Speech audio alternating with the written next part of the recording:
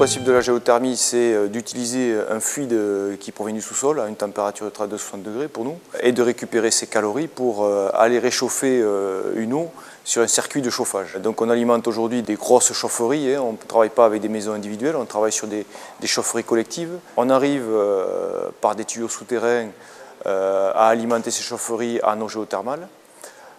Et on passe à travers ce qu'on appelle un échangeur à plaques, donc le gros appareil qui est juste derrière moi, qui lui va échanger les calories avec l'eau qui circule dans le circuit de chauffage de l'abonné, qui ensuite, donc on a toute une régulation qui permet d'avoir un appoint ensuite avec des chaudières, gaz ou fioul, ou pas d'appoint si la géothermie suffit à chauffer les bâtiments. Il y a des recherches via un hydrogéologue qui sont des experts sur ce qu'on peut trouver dans le sous-sol. Et ensuite, on fait un forage test pour vérifier qu'on a bien la présence d'une nappe d'eau sous nos pieds. Donc on a des profondeurs quand même importantes, donc on a des couvertures d'assurance, etc. Pour le risque financier, on est à des profondeurs de 1500 à 2000 mètres de profondeur. Et ensuite, on a une phase de test avec du pompage pour vérifier quels sont les débits qu'on va pouvoir exploiter. Et une fois qu'on a la température et les débits qu'on peut exploiter, on est capable de calculer quelle est la puissance qu'on va pouvoir fournir en termes de chauffage. La difficulté majeure, bien sûr, il y a l'aspect financier.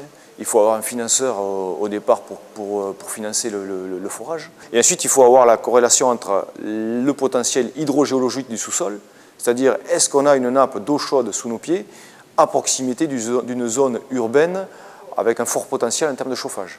Donc voilà le point clé de déploiement d'un forage géothermal avec un réseau derrière.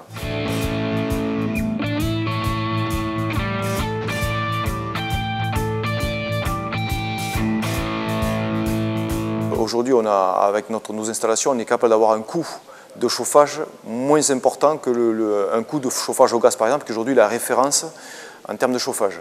Donc l'intérêt, il est là. Deuxième intérêt, on a un intérêt aussi en termes de développement durable, c'est qu'on utilise une source qui est renouvelable. Et en termes de rejet de CO2, on n'a pas de rejet d'émissions de CO2. C'est-à-dire qu'aujourd'hui, nous, sur nos trois clients, on évite globalement 2000 tonnes de rejet de CO2 par période de chauffage. L'idéal, c'est de travailler sur du chauffage basse température. Donc nous, on arrive avec une température de 60 degrés, donc il est évident qu'on ne va pas pouvoir produire un liquide de chauffage à plus de 60 degrés.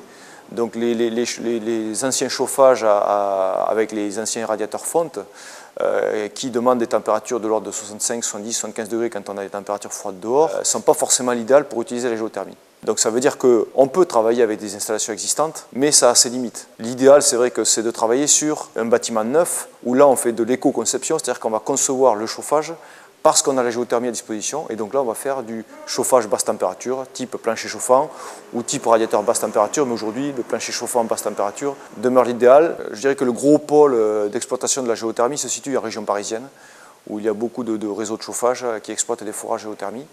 En Aquitaine, on a le Bordeaux, on a plusieurs forages d'exploitation géothermale, et ensuite on a Mont-de-Marsan.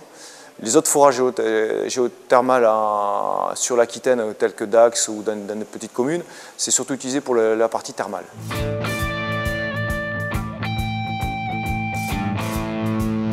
Pour ce qui concerne, en tout état de cause, la ville de Mont-de-Marsan et plus particulièrement l'aspect géothermie, c'est quelque chose qui est assez historique puisqu'en fait la géothermie découle des recherches pétrolières qui ont eu lieu dans les années 60 et 70, donc qui ont débouché sur deux forages où il y avait ce que l'on appelle de l'eau chaude sous pression. Et donc depuis le début des années 80, en fait, il y a eu une première exploitation par une société privée de 1977 à 2007, permis d'exploitation de 30 ans, qui ont permis d'alimenter trois partenaires qui sont toujours des partenaires historiques de la Régie des eaux et de la géothermie et qui sont à la fois la base aérienne 118, la résidence Hélène Boucher et qui sont aussi l'hôpital Sainte-Anne. La municipalité précédente a souhaité alors que cette exploitation soit reprise au sein de ces services et qu'elle devienne effectivement une exploitation municipale. Ce qui s'est fait en octobre 2007 et donc pour notre part, qui sommes arrivés aux manettes en 2008, eh bien, nous avons effectivement souhaité maintenir ce fait. Et depuis 2008, nous étudions la possibilité de développer cette géothermie afin de faire profiter au maximum le nombre de personnes potentielles de cette énergie verte, puisque c'est à la fois le développement un facteur économique, un facteur social, un facteur environnemental. Compte tenu des coûts d'investissement, que ce soit pour le forage, c'est-à-dire pour aller chercher l'eau, que ce soit pour la réinjection, puisque le code environnemental oblige, s'il n'y a pas valorisation, à réinjecter dans la nappe de prélèvement, que ce soit le déploiement des réseaux de surface pour amener la source géothermale au plus près des clients, eh bien effectivement les coûts financiers sont très importants. Je pourrais donner l'exemple du futur puits de réinjection qui va coûter entre 3 et 4 millions d'euros. Je peux aussi donner l'exemple effectivement du déploiement du réseau de surface qui en ville a un coût d'environ 1 000 € le mètre linéaire.